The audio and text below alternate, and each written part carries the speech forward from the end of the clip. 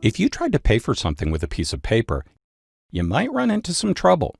Unless, of course, the piece of paper was a $100 bill. But what is it that makes that bill so much more interesting and valuable than other pieces of paper? After all, there's not much you can do with it. You can't eat it.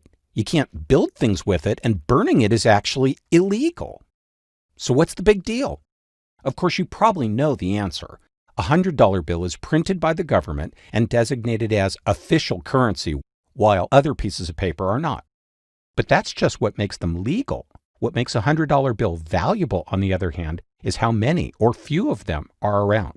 Throughout history, most currency, including the US dollar, was linked to valuable commodities, and the amount of it in circulation depended on a government's gold or silver reserves.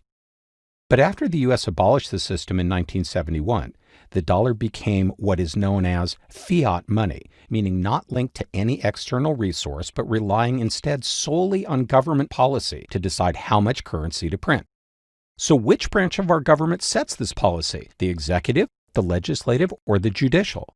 The surprising answer is none of the above. In fact, monetary policy is set by an independent Federal Reserve System, or the Fed, made up of 12 regional banks in major cities around the country.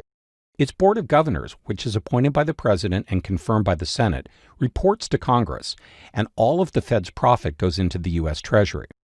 But to keep the Fed from being influenced by the day-to-day vicissitudes of politics, it is not under the direct control of any branch of government. So why doesn't the Fed just decide to print infinite $100 bills to make everyone happy and rich?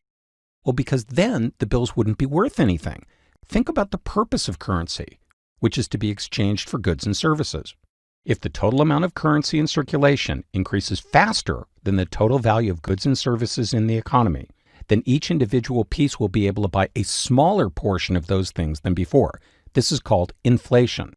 On the other hand, if the money supply remains the same while more goods and services are produced, each dollar's value would increase in a process known as deflation. So which is worse?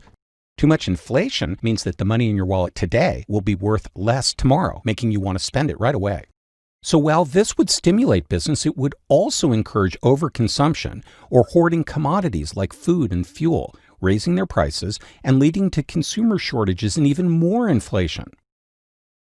But deflation would make people want to hold on to their money, and a decrease in consumer spending would reduce business profits, leading to more unemployment and a further decrease in spending, causing the economy to keep shrinking. So most economists believe that while too much of either is dangerous, a small, consistent amount of inflation is necessary to encourage economic growth. The Fed uses vast amount of economic data to determine how much currency should be in circulation, including previous rates of inflation, international trends, and the unemployment rate.